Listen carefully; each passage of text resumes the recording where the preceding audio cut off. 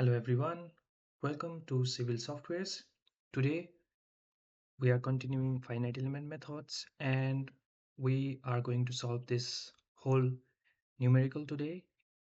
As you can see in the question that we are given a truss member and then we have to find displacements at node 2 where horizontal and vertical forces are applied. We have to find the reaction forces at two supports, which are here hinges. And for two members, member 1 and member 2, we have to find element strain, stresses, and the member forces. So to make it simple, the elastic modulus of both the elements are given same, and as well as the area of both elements are same. The units are in pounds and inches. So let's begin our solution steps. So in step number 1,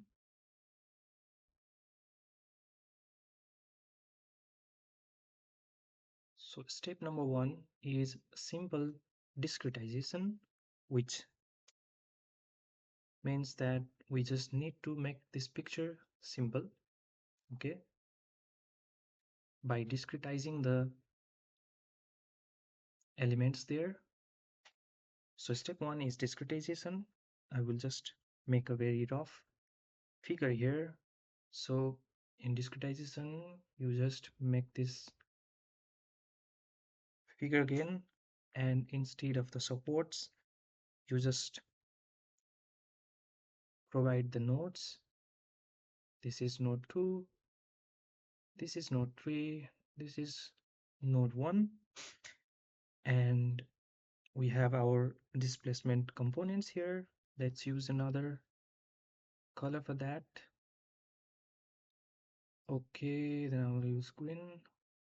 Okay, so this for the first node, let's say this is u1, the displacement along horizontal direction.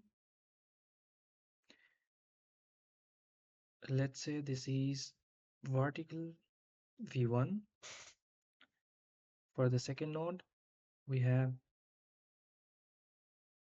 u2, and for vertical, we have v2. For the third node, we have u3, and for the vertical component, we have v3, and our global coordinate system is this. This is global x, this is global y. So we are done with the first step. So let's move forward with step number 2. So second step would be to collect force and the displacement matrix. Force and displacement matrices. So our force matrix would simply be F, and for representation of the matrix we just put this square bracket, and here for each of these degrees of freedom we would have the forces as well. So for u1 you will have, let's use this. Okay, so for u1 you will have f1 in the x direction. For b1 you will have f1 in y direction. For u2 you will have force 2 in x direction, and for b2 you will have force at second node in y direction. For u3 you will have force in third node in x direction, and for b3 you will have force in third node in y direction. So we are just collecting these forces here. Okay, so we have f1x, f1y, f2x, f2y, f3x, and f3y. Okay, nice and easy. So what are the values that we have in our question? So for force in this node 1 in x direction, we are here to find the reaction, so we just put the reaction R1 in x direction, so it would just only be reaction 1 in x direction. For y direction as well, we have nothing, and as it is hinge will always have resistant in x and y direction both. So reaction force at node 1 in y direction. For the second node in x direction, we have been given the external load, so we just put there 500 pounds. Since everything is in pounds and elasticity is also in pound per inches, we just not need to mention this here. And for y direction, we have 300 pounds at the second node. And for the third node, we only have the reactions of hinges here. So let's just simply name them.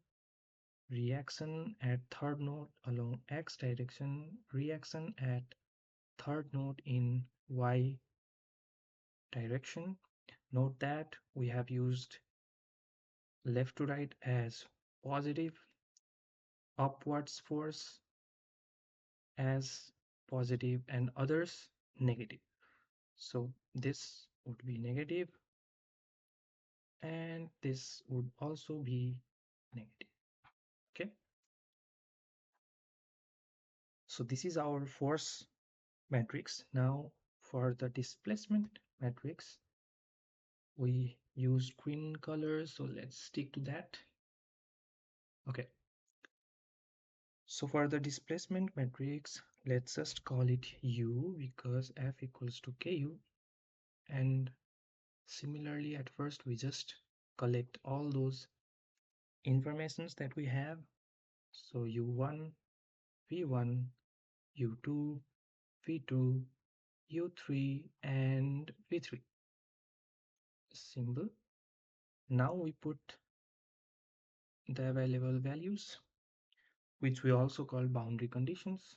Okay, so displacements at node 1, since it is hinge, what does a hinge do in this case? For example, this is our hinge, then it will have its resistance along x direction and resistance along y direction too.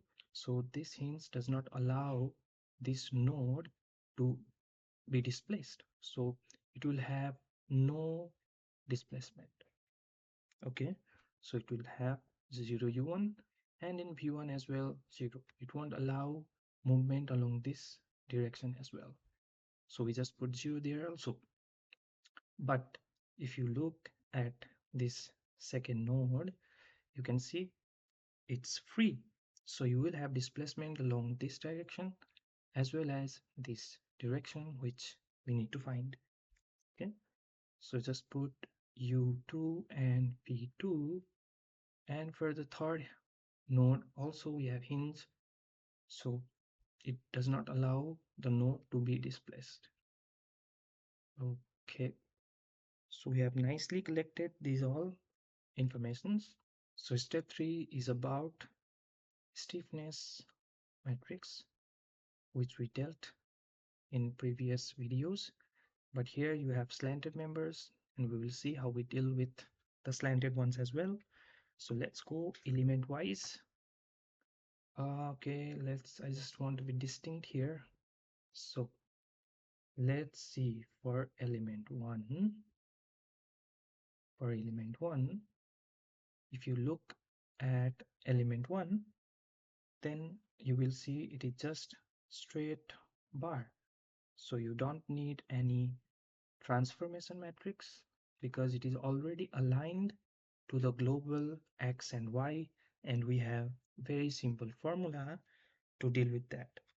So our stiffness matrix for element 1 would simply be K1 matrix equals to A E upon the length, and here we have in both x and y direction, so we will have 1 0 minus 1 0 0 0 0 0 minus 1 0 1 0 and then 0 0 0 zeros. Okay, this is our stiffness matrix. For element number 1, let's just put some given values there. So we have been given area as 1.5 into elasticity as 10 times 10 raised to the power 6, and length is given 40 inch. So we have this values. Now let's move forward with this. Let's continue. As a final product we will have, which is this element. Now we move forward with element number 2. Let's use a little bit different color for that. Okay, so now we deal with this one, and this is important because it is slanted. So for element 2, okay, it's a very simple idea. The first thing is that we need to know that this element is slanted. Okay, so if this is our global x-axis and if this is our global y-axis, then element 2 sits something like this. Then we are given the dimensions. This is 40 inch and this is also 40 inch. Then if you use the Pythagoras theorem, you will get the length for this element L as square root of 40 squared plus 40 squared. So the length would come out to be 56.57 inch. Okay, and then this angle, which is important in conversion, this theta would be 45 degree because it is simply because it is 90 degree and we have a isosceles triangle, so this theta is 45 degrees. So now since our theta is 45 degrees, which if I have to write in this question, it would be 45 degrees. Then okay, C, which means cos theta is cos 45, which is equals to 1 upon root 2, right? Sin theta is also sin 45 is 1 upon root 2. Okay, C squared would be 1 upon 2, S squared would be 1 upon 2, and then CS would be 1 upon 2. Okay. But you make sure that you are doing this direction correctly. So if I choose this theta angle to be 45 degree, then I have to go from node 3 to node 2 instead of coming from 2 to 3 because I find this one easier. So now we find the stiffness for second element. At first I just write the formula AE upon L. If you follow the same procedure for every question, you will be in a yes. Okay, so we first of all write C squared and then CS and then minus C square and then minus CS. Okay, and minus CS, and in diagonal C squared, S squared, C squared, and S squared. Just change the sign alternatively, minus CS and minus S. And then here it would be positive CS, and here it would also be positive CS. So just plug in the values that are given to us, then we will get K2 equals to, so the area is again 1.5, okay, into elasticity is 10 into 10 raised to the power 6, okay, and then length is 56.57, and in inside, so value of C square is 1 upon 2, which is 0.5. CS is also 0.5. C square is now minus 0.5. We'll just delete this line for now. I'll just shift it. Okay, can do that. Just delete this. Okay. So 0.5, 0.5, and then minus CS would also be minus 0.5. CS is 0.5. S squared is 0.5 minus CS minus 0.5 minus S squared minus 0.5. This is also minus 0.5. So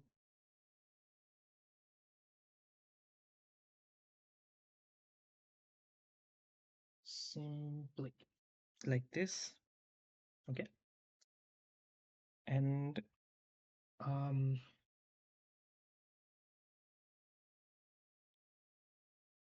now let's shift towards this side and we'll continue here. So if you simplify, because we put here in element 1 1.5 into 10 raised to the power 6 so that we can take common later on. So we completed the stiffness matrix of both elements, element 1 and element 2. And here, one thing that you have to note is, I would say, make sure, as I told you in the last video, let's see, for element 1, we are going from node 1 to node 2, and we have our notations u1, v1, u2, v2. So you just make sure you are aware with the dimension, with the direction that you are going to. So this would mean that this column would be u1, okay, v1, u2, v2, okay. Similarly, this is u1, v1, u2, and v2. But for element second, this element, we didn't go from the second node to the third node, but instead we went from the third node to the second node. What that would mean is, this is very important because everything would be a mess if you do not consider that. So this would mean that we are going from third to second. That means, let's do here. So that means we have u3 first and not u2. u3 v3 and then only u2 v2. u3 v3 and then u2 v2, because we chose theta as 45 degree. That's why. Okay. So what we need to do now is assembling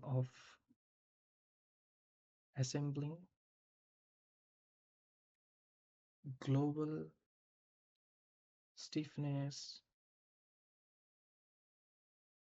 matrix. Okay, so we have these stiffness matrices for both elements. Now we just combine them so that we can use as a whole. Okay, so this is our global stiffness matrix. Okay, um, one thing I would like to tell you is that we did this conversion so that we go from local to global coordinate. Okay, that's why for element 1 we had global system, but here we had local system in element 2. That's why we converted this with this matrix, and then now we are in the global system. This one is in global system now, so we can add those stiffness matrices easily. So if we have to find the global stiffness matrix for the whole system, stiffness matrix for element 1 plus element 2, that's it. Okay, now here we will have a big matrix now. Okay, so I have made a structure where we now add all those stiffness entries. So for element 1 we chose this color so we can be distinct here. Okay, I will now pan to this element 1. Okay, I think we can. Okay, so for element 1 you have u1 v1 u2 v2, because we are dealing with this element having node 1 and 2, so we are concerned with u1 v1 and u2 v2. So first job you need to do is quickly identify which section you're going to um, put your values in. So you're going to put values in, so this is u1 v1 u2 v2 section is this one. See, this one is u1 v1 u2 v2, and similarly u1 v1 u2 v2 is this section. So the intersection between these, all of those entries, this one here, this would be our point of interest. So this is where you are going to put all your values. Okay, I mean, just going to remove this for now because it would look not so nice. Okay, so let's just serially a little bit zoom out and then put those values. Okay, this is perfect, I think. So the first element is just 0.25. Let's just put 0.25 here, 0.25, and then it's 0, and then it's minus 0.25, and then 0. Second would be 0, 0, 0, 0, and then third would be minus 0.25, and then 0, and then 0.25, and then 0. 0, 0, 0. Okay, so this is the entry for the first element. Okay, make sure that you understand that here 1.5 into 10 to the power 6 is common to here also, so we can just add elements inside the matrices. So for the second element we have orange color, and these are our values. Okay, so we just combine them to find the value. But now here you need to know, for the second element we are concerned with u3 v3 and u2 v2. So what is the section that you would be looking to is, so first of all, u3 v3, and so u3 v3 u2 v2. So this is our u3 v3. Okay, this is our u3 v3. Okay, first of all just identify, and u2 v2 is here. Okay, this is a very important step, and this is our u2 v2. So for example, if you have to identify the element, this one, then this is between intersection of u3, u3 and u3. So this element would be u3, u3. So for this u3 and for this u3, what is the common intersection? This box, right? So here we put the value 0.0884. 884. Okay, I'm going to use orange color because we use that for element second. So u3 would be 0.0884, 0.0884. Okay, and what would be this element? This element would be v3 u3, right? v3 u3. So you go here, this is v3. What is u3? u3 is this. So this is this box. So what is the value? 0.0884. Once you practice a little bit, you will know how to do this exactly. Now, this element is the intersection between u2 and u3. So go here, this is u2, okay, and now I need to find u3. What is u3? u3 is this one. So this would bring me to this box, right? So I just put another value here, minus 0.0884, and then this is v2 and u3. So this is v2 and u3, this box here. So this would be minus 0.0884, right? So v2 u3 is also done. Now similarly, you can fill up all the boxes. So u3 v3 would be this element. So you go here u3 and then v3. u3 v3 would be this box, 0.0884, and then here also 0.0884. Then it would be this minus 0.0884. Then it would be again minus 0.0884. Okay, this one would be u3 u2. So this is u3, this is u2. That means this box. Okay, this box would be minus 0.0884, minus 0.0884, and this would be v3 u2, v3 u2. This box would be minus 0.0884. Okay, this is 4, and this would be u2 u2. This is u2, and this is u2, and this is the box. So u2 u2 is plus 0.0884. So here we just add, so plus 0.0884. Okay, then here plus 0.0884, this element. So now this element would be u3 v2. We go here u3 and we go v2 is this one. That means we are in this box. It is 0.0884. Now b3 b2, so b3 b2 would be minus 0.0884. After that we have u2 v2, so u2 and v2 would be this box, so plus 0.0884, and then v2 v2 v2 v2 would be this 0.0884 plus minus this one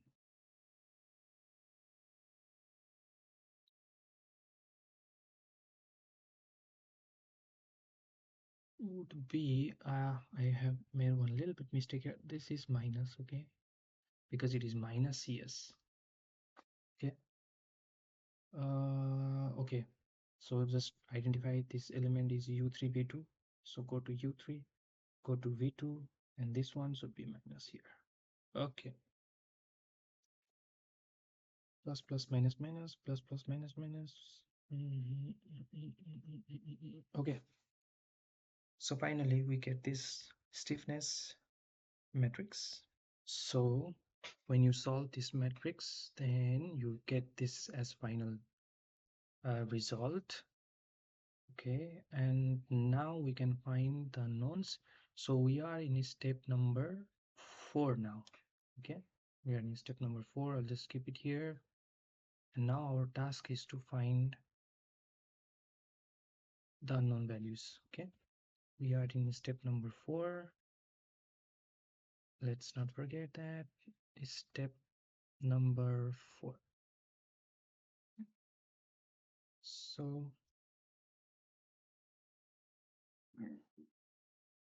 So we know that f equals to k and u, where everything is global now, because this is global stiffness matrix and this is global displacement, right? So we had our force and displacement matrices earlier, and we also found out the stiffness matrix. So we just directly collect those things now. So reaction 1x, reaction 1y, 500 pounds it was. Here it was 300 pounds. Then reaction at 3x and reaction at 3y. Okay.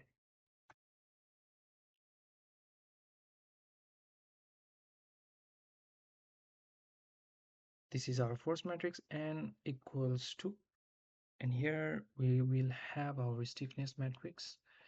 Let's see if I can copy this. Okay. Okay, let's see. Copy, and I want to paste it. Oh, this matrix, right?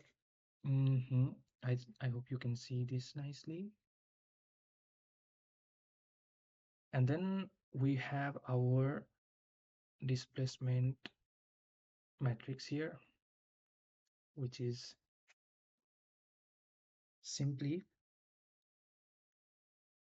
0, 0 because of the supports, then u2 and then v2, and in u3 v3 also we have zeros and zeros. Since we now only deal with those values which are known to us, we just do the cancel approach, where we cancel the rows and columns of the unknown force quantities. For example, we have to cancel for now this row. If you cancel the first row, you have to cancel the first column as well, and then the second row also, because we do not know what is r1y. So you cancel the second row, then you cancel the second column, but third and fourth are known to us, so we do not cancel that. But the third one, yes, of course, we do not know that. And we cancel this guy and the third one as well. Sorry, the last one as well. Similarly, fifth column, this one, and the sixth as well. So what we are left out with the middle ones, which is this section here, and we just extract this section out to find out the unknown values. Okay, so let's just continue this over here. Okay,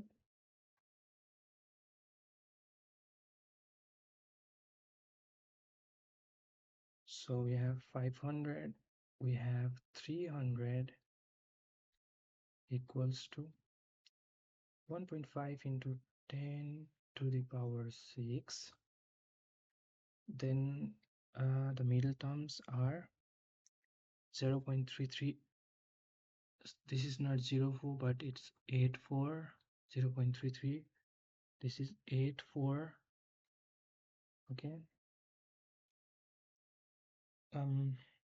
So 0.3384 and 0.0884. Then we have 0.0884. This is also positive and also positive.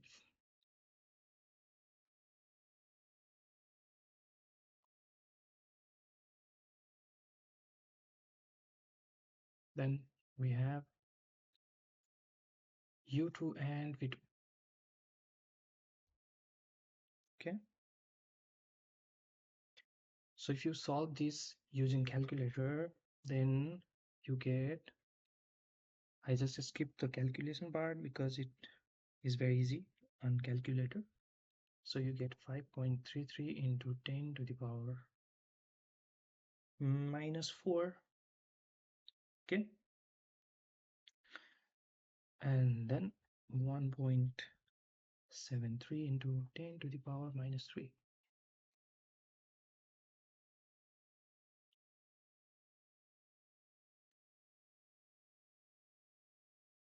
So we completed step number 4 as well. Now let's go now step number 5 is finding reaction forces R1x, R1y, R2x and R2y.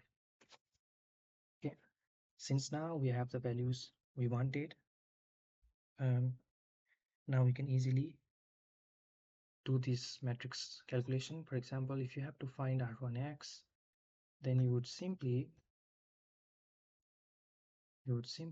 do reaction 1x equals to, so if you multiply this term with this term, it would be 0. Similarly 0 if you multiply these ones, and here minus 0.25 times u2.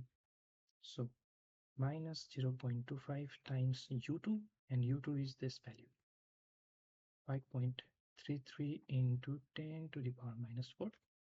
And here if you multiply 0 with v2, it's 0, and all of them are 0. So this is only our reaction 1 at x, which is simply minus 0.25 .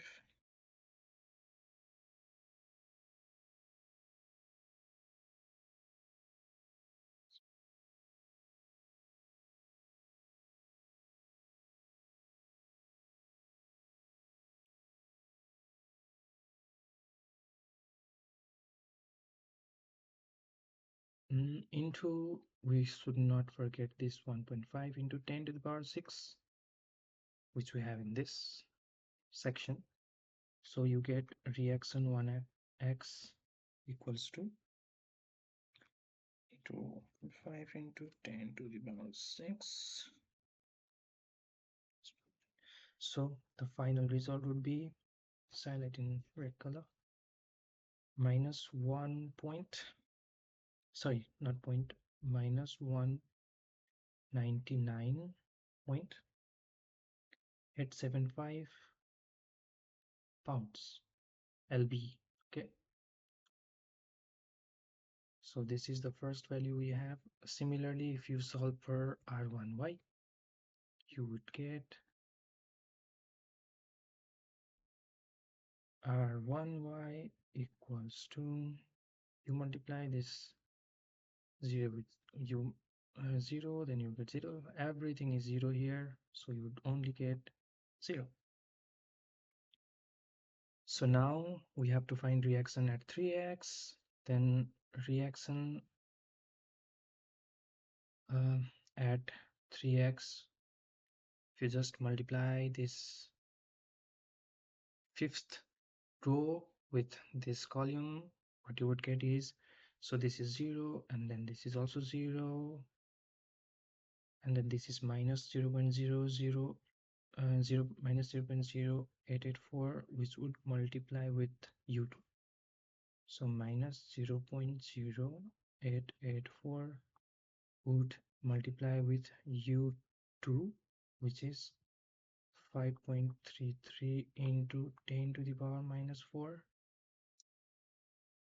Then we have minus 0.0884 again.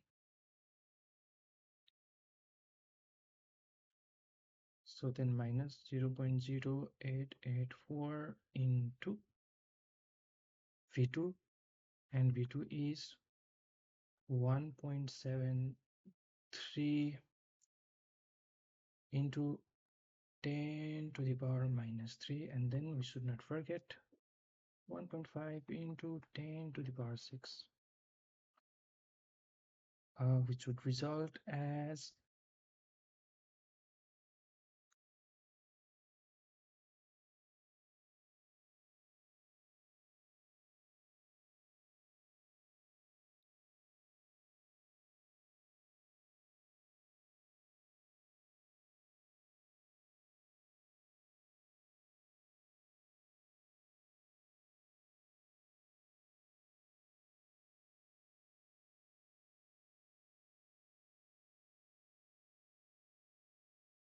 minus 300.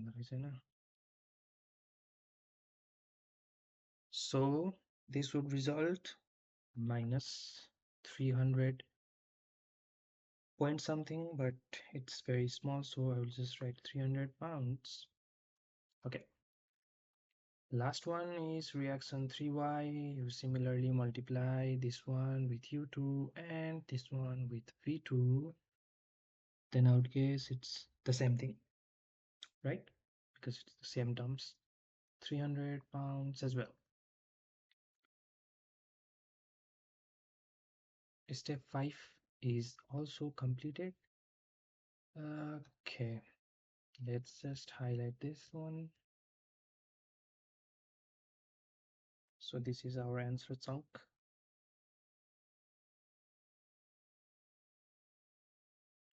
Okay.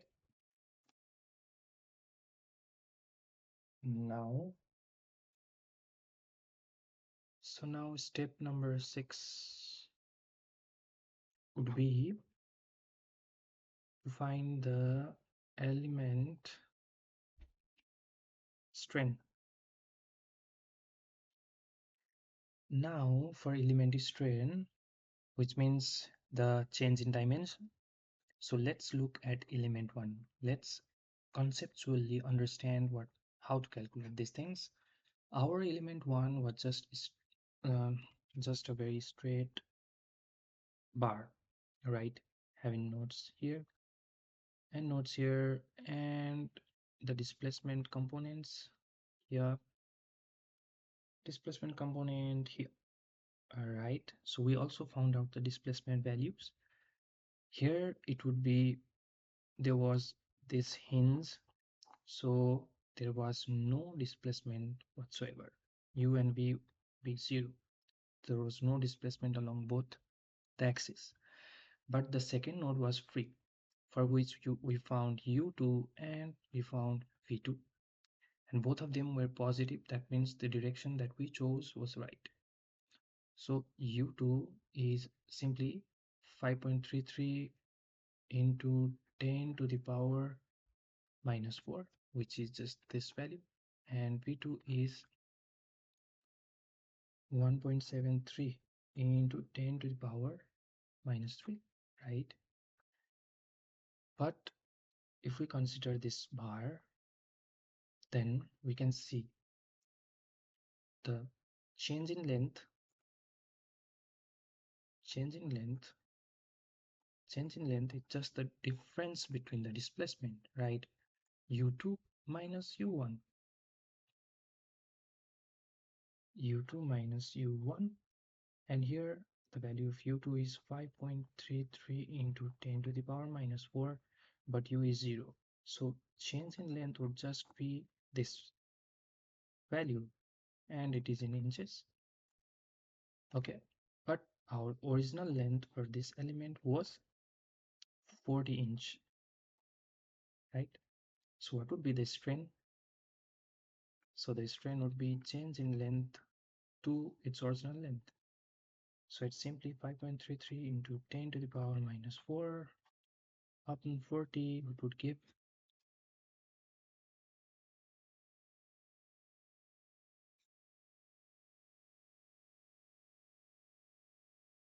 which would give 1.33 into 10 to the power minus 5. And the strain is unitless. Okay, so this is how you find the strain for the element 1. Similarly, for element 2, you have to be little bit smart here. Okay, so for element 2, we have to do a little bit extra work here. Okay, but if you understand this, it's going to be very easy. Our element 2 was of this configuration, and we had no displacement along this because there was hinge. So u was 0 and v3 was also 0, right? But in the second node we had u2, and then the value was 5.33 into 10 to the power minus 4, and v2 was 1.73 into 10 to the power minus 3. So now our goal is to find the strain of the spar, but our displacements are in the global coordinates. So this displacement is in global coordinate. So we cannot find the strain value with the subtraction between the global coordinates displacements. So we need to convert this global coordinate to local coordinate. And do you know how we do that? Using transformation matrix. How? We use transformation matrix now. Okay, we use transformation matrix. And what was the idea? The idea was that the local displacement would be equal to the transformation matrix times the global. So local and global. Doing this would convert the configuration to the local coordinate like this. Sorry, I just wanted to align, okay, along this bar u3 and then v3, but in local coordinate. Similarly here also u2 would be this way now, and v2 would be this way. Okay, so in local coordinate we would have the transformation matrix was simply c s minus s c 0 sorry c s minus s c, rest of the elements zeros. Okay, and again you have to consider that this is u3 v3 and then only u2 v2 because of the angle that we chose. Okay, so now this way, and then this is just, this section is just for the representation. Okay, so we multiply this thing with the displacements that we got. Okay, so displacements that we got.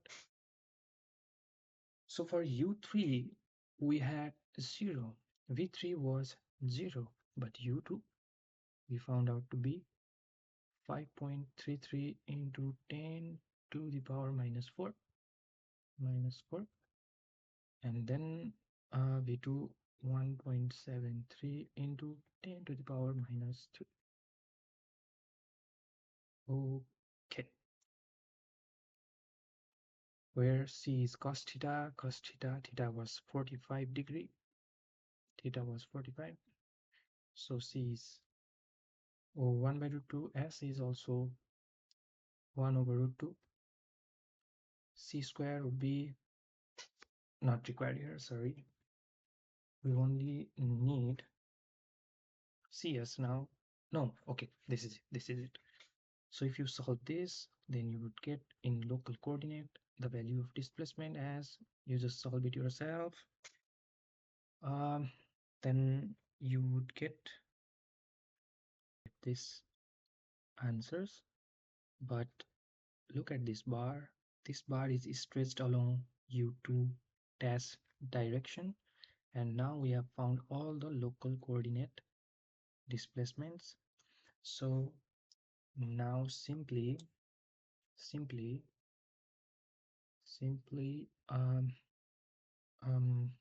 now we'll zoom out a little bit more.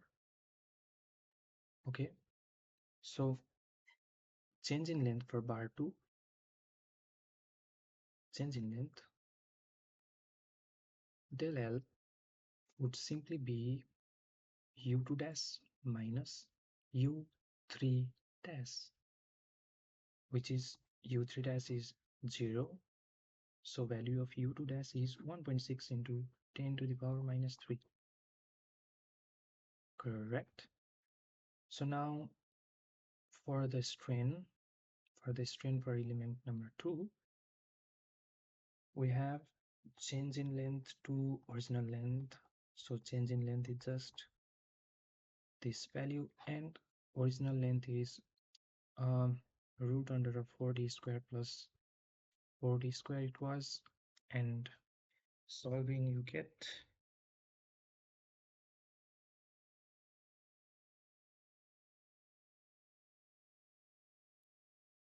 2.82 into 10 to the power minus 5.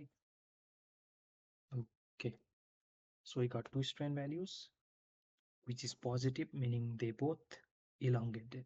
Okay, now we are in step number 7. Okay, step number 7. Okay,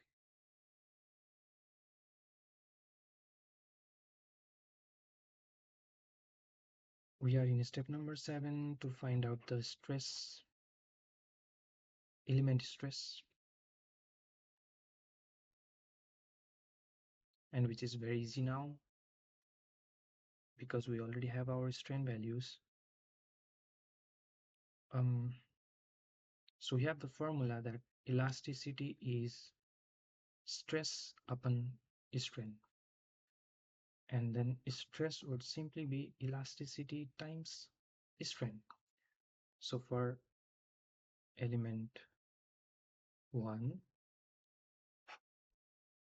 stress at element 1 would be value of elasticity was simply 10 to the power 10 into 10 to the power 6, and the value of strain we found out for the first element was where is it,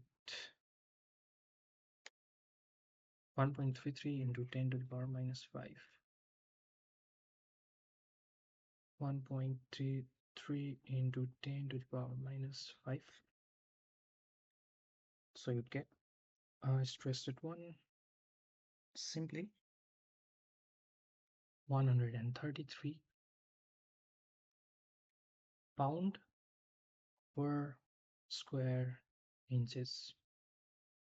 Okay, similarly for element 2, stress 2 would be modulus of elasticity times the strain, which is this value, 2.82 into 10 to the power minus 5. So stress 2 would be 282 pound per square inch. Okay, so this is it. So finally, for force at element, forces at element, which is simply nodal forces, nodal forces, which would simply mean, like, for example, we have our bar and we have some kind of displacement here, some kind of displacement here. Then what is the force exerted by this bar? That we're going to find now. Okay, so for element 1, we are going to find its nodal force, which was simply like this. And we know stress is force per unit area. That would mean the force at element 1 would be stress at element 1 into area of element 1. So stress at element 1 is this value 133 and our area is 1.5. So element force is 199.5 pound per square inch. Pound only, okay, because it is force. So for element 2,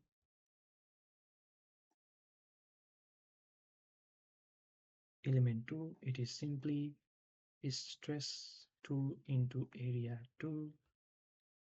Stress 2 is simply 282. Area is same, 1.5. So we have 423. 423 pound. So this is our force 2.